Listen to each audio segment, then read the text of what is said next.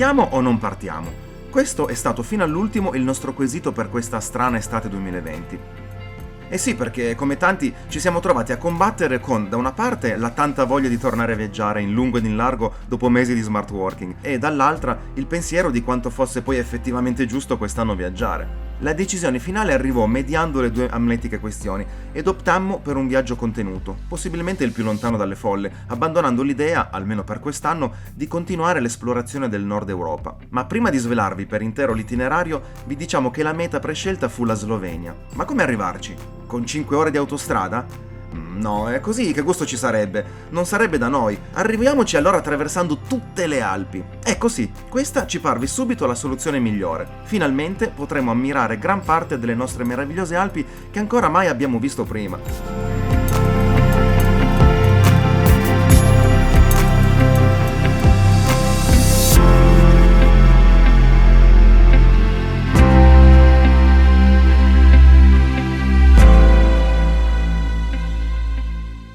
Questo quarto giorno di viaggio si prospetta a dir poco interessante. Affronteremo infatti altri 5 passi alpini di tutto rispetto. Il Maloja, il Bernina, il Mortirolo, il Gavia e dulcis in fundo quello dello... Aspetta, com'è che si chiama già?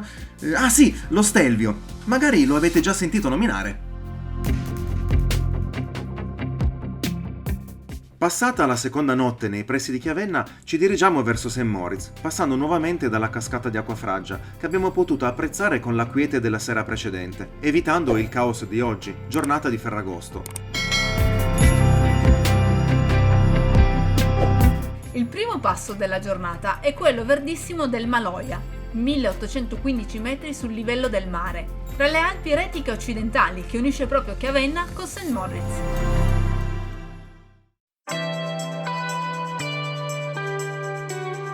La strada che conduce al Maloja è davvero piacevole da percorrere, ma il troppo traffico ci impedisce di goderne appieno.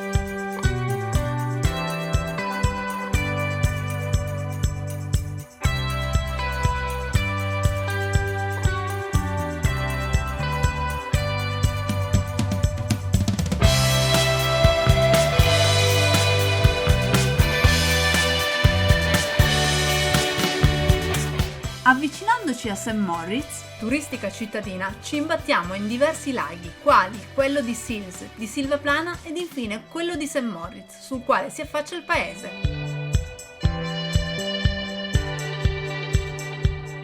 Tutti offrono piacevolissimi panorami e molti stanno praticando windsurf quando vi transitiamo.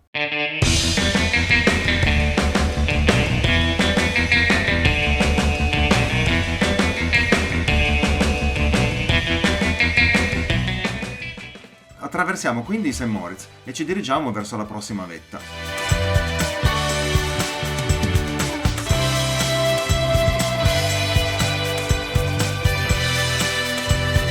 Puntiamo quindi verso il passo del Bernina, a 2328 metri sul livello del mare, incrociando più volte il famoso trenino rosso turistico che da Tirano sale fino a St. Moritz, percorrendo la suggestiva tratta tra le Alpi.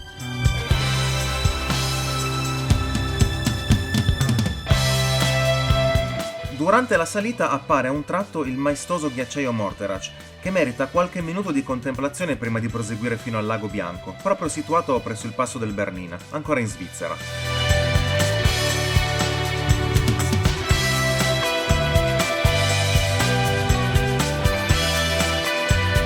Iniziamo a cercare un'area attrezzata per poterci preparare una buona colazione immersi nel verde. Ma, ripensando ai chili di formaggio mangiati la sera prima, abbandoniamo velocemente l'idea e tiriamo dritti verso Tirano. Qui abbiamo in programma una tappa alla chiesa di Santa Perpetua, chiesa medievale. Pare risalga addirittura al VI secolo d.C., ma se ne scrive ufficialmente solo dal XII secolo. Chiesa che domina dall'alto la città di Tirano, raggiungibile attraverso una stretta e ripida stradina difficile da scorgere e anche da percorrere. Per arrivarci passiamo dal santuario della Madonna di Tirano, che è situato giusto poco dopo il confine con la Svizzera, quasi in centro città.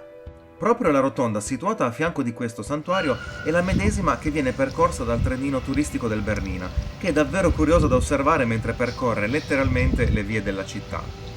Un treno che passa in centro. Ma l'avrà data la precedenza? Prima di proseguire, effettuiamo un rapido giro del centro storico di Tirano, apprezzando diverse abitazioni medievali.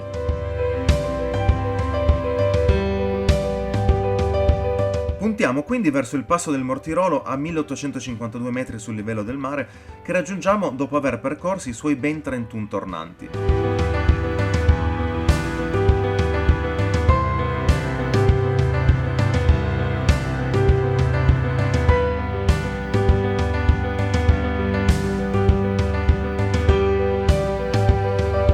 Dopo la vetta veniamo affascinati da altopiani che percorriamo in lungo ed in largo, anche accompagnati dal drone, e puntiamo verso Ponte di Legno.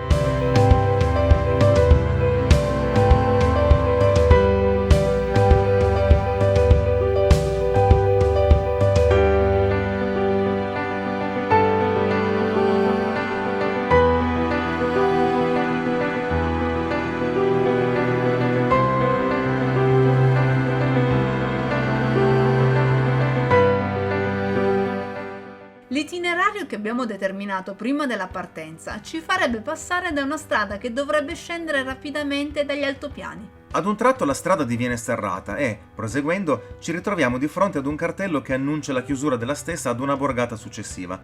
Faese si offre prontamente volontaria per andare in avanscoperta. Sì, proprio volontaria, guarda.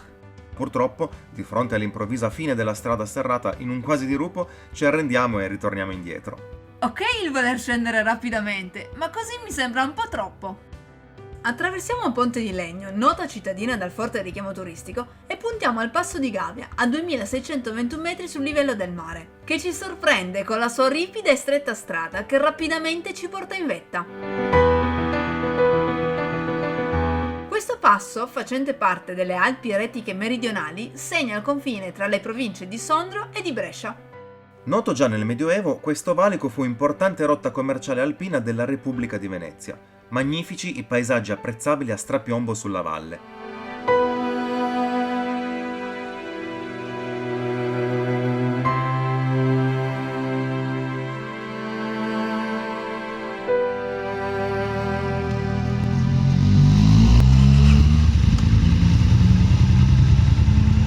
Oh porca miseria, ho dimenticato Faese!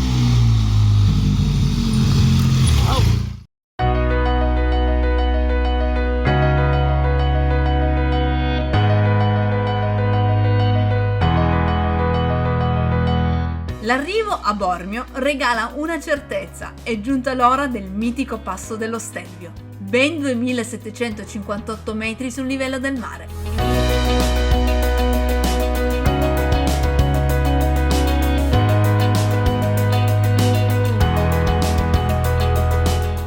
È il più alto valico italiano, secondo in tutta Europa, e divide la Valtellina dalla Val Venosta. Venne iniziata la sua realizzazione nel 1822 per volere dell'imperatore Francesco I d'Asburgo e fu anche teatro di aspre battaglie durante la Prima Guerra Mondiale tra italiani ed austriaci.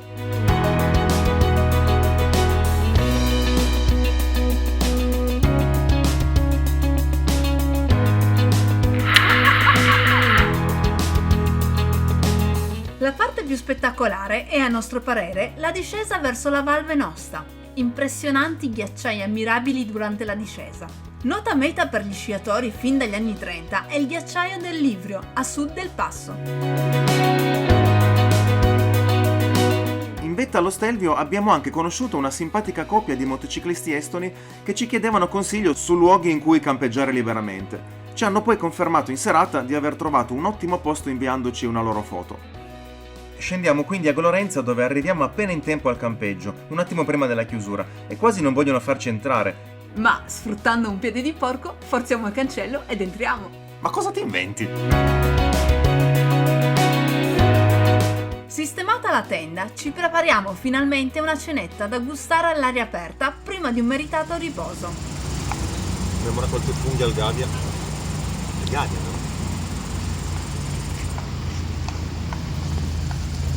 Wow, che meraviglia! Funghi raccolti sul passo del Gavia. Buoni, eh?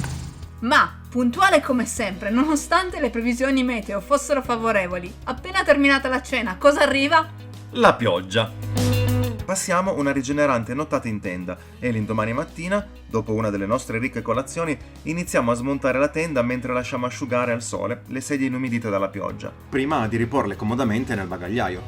Ma dove le mettiamo? Una volta pronti per la ripartenza, ritorniamo velocemente nel centro di Glorenza e ne percorriamo le vie centrali per poter osservare gli antichi nonché affascinanti edifici posti all'interno delle mura della città, risalenti al XVI secolo. Questo piccolo comune, elevato a città nel 1309, è inserito nel circuito dei borghi più belli d'Italia ed ha vissuto secoli di prosperità economica grazie anche al commercio del salgemma. Lasciate alle spalle le antiche mura, ci dirigiamo verso il lago di Resia. Prima di raggiungerlo, scorgiamo sulla sinistra due imponenti costruzioni che dominano la verde vallata. Si tratta del Castello del Principe, castello medievale del XIII secolo, e, poco più in alto, dell'abbazia di Monte Maria. Passato infine il lago della Muta, raggiungiamo finalmente il lago di Resia, con il suo noto campanile parzialmente sommerso dall'acqua.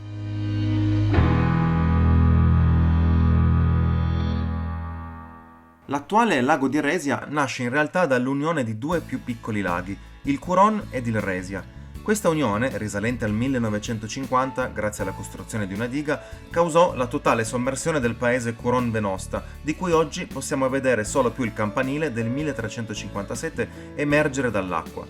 Lasciato il lago dopo qualche foto di rito, raggiungiamo il passo di Resia, a 1455 metri sul livello del mare, che separa il Tirolo dall'Alto Adige.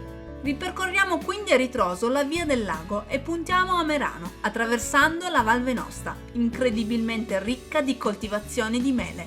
Non riusciamo a sottrarci alla tentazione di infilarci nelle stradine che portano nel cuore di queste coltivazioni e restiamo semplicemente stupefatti dall'enorme quantità di meli che ci circondano ordinatamente. Ma mele, ne abbiamo?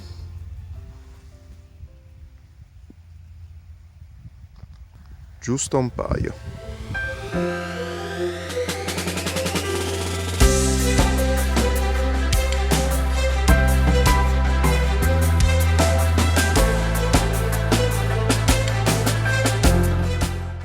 Terminata questa curiosa immersione nella frutta, tentatissimi dal desiderio di assaggiarla, proseguiamo ammirando anche il castello di Castelbello e giungiamo infine a Merano, dove l'itinerario che avevamo disegnato ci porta a zonzo sulle colline della città tra svariati castelletti e residenze nobiliari.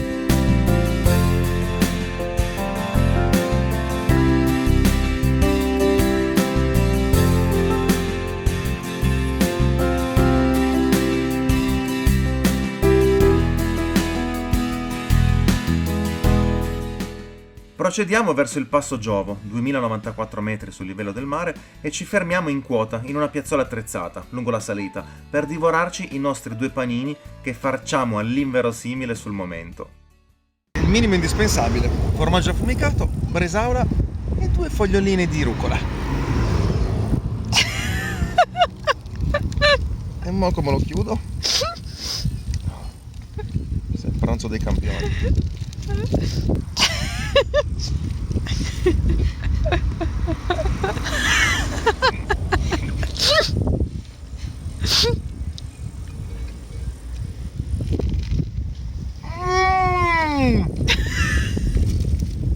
È buono qui, è buono qui. Ma come abbiamo trasportato la baguette? Così. Ora ci starebbe proprio bene un po' di frutta. Ah, avessimo le mele di questa mattina.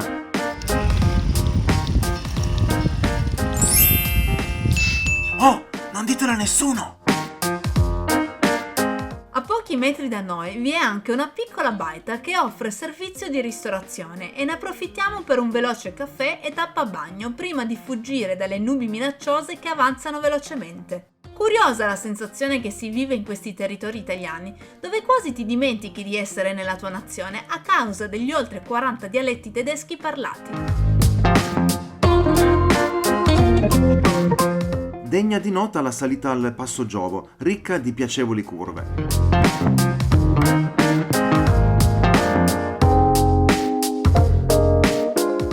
Scampata per un soffio la pioggia, scendiamo fino a Vipiteno, dove ammiriamo il Casteltasso, piacevole scoperta dell'ultima giornata di viaggio dello scorso anno al ritorno da Caponord. Ripercorriamo quindi il passo di Pennes, che ci porta a Bolzano. In vetta veniamo accolti da leggere nuvole che proprio in quel momento scavallano il passo, regalandoci in pochi istanti un panorama dapprima nebbioso che poi è andato velocemente schiarendosi, liberando la visuale sulla vetta. Lungo la discesa verso Bolzano e la bella e verde Val Sarentino ci fermiamo per una pausa merenda e per decidere dove pernottare. Per farlo perdiamo fin troppo tempo, senza trovare soluzioni che ci soddisfino. Procederemo fino a quando ce la sentiremo e troveremo direttamente sul posto una sistemazione. Speriamo. Raggiungiamo verso le 20:30 il lago di Carezza. La luce è ormai poca, ma riusciamo ad effettuare ancora qualche ripresa ed alcune foto alle sue verdi acque. Questo piccolo ma meraviglioso lago incastrato in verdi boschi di abeti è situato in Val d'Ega, alle pendici del gruppo montuoso dolomitico Latemar.